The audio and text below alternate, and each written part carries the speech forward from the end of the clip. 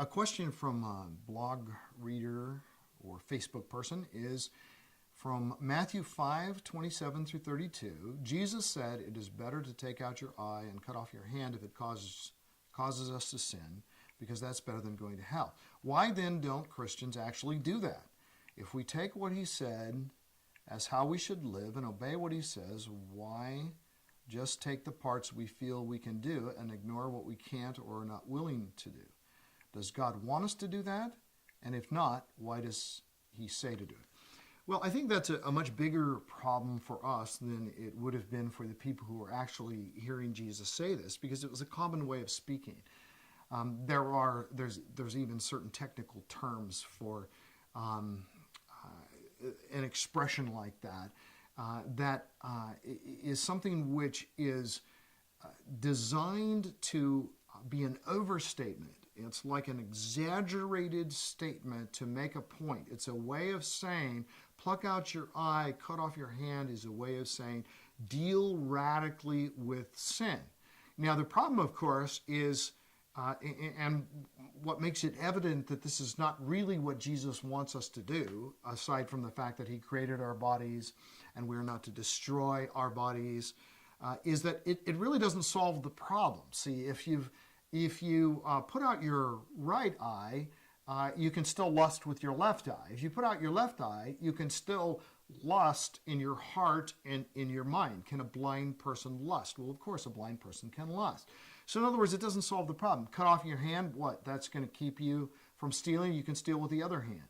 The point is, the sin nature is not ultimately addressed through the cutting off of body parts, but what Jesus is saying is take radical action. Now, the eye represents what we see. The hand represents what we do, because we do things with our hands. So what Jesus, I think, is saying is deal radically with what you expose your eyes to. Deal radically with what you handle and do, the places you go, and what you touch, and all of that.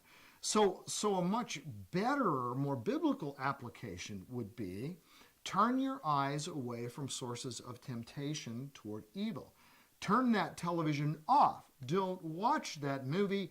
Don't read that novel.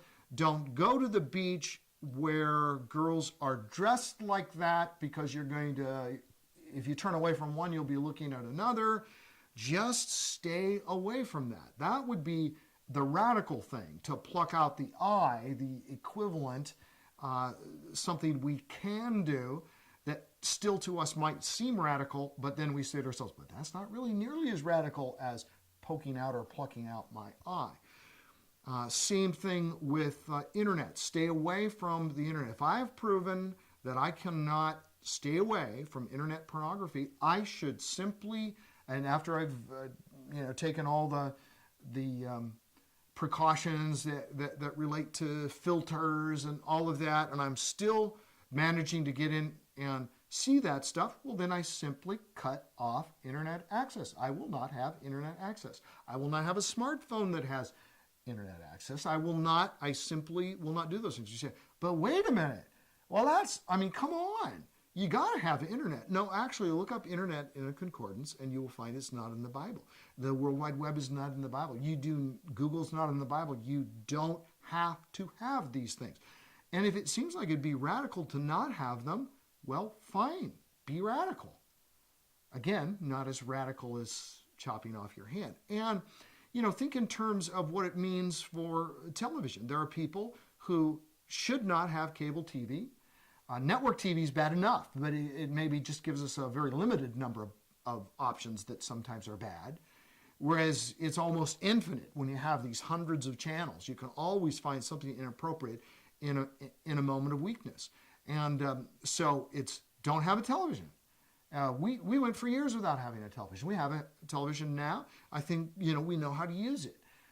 We don't have cable. I don't want cable. I don't want more options. And even for the things that are healthy, the things that don't dishonor Christ, I don't want more things to take me away from the limited amount of time I have already to read God's Word, to read great fiction, to read great nonfiction, to talk to my neighbor about Christ, to reach out, to do this, to do that.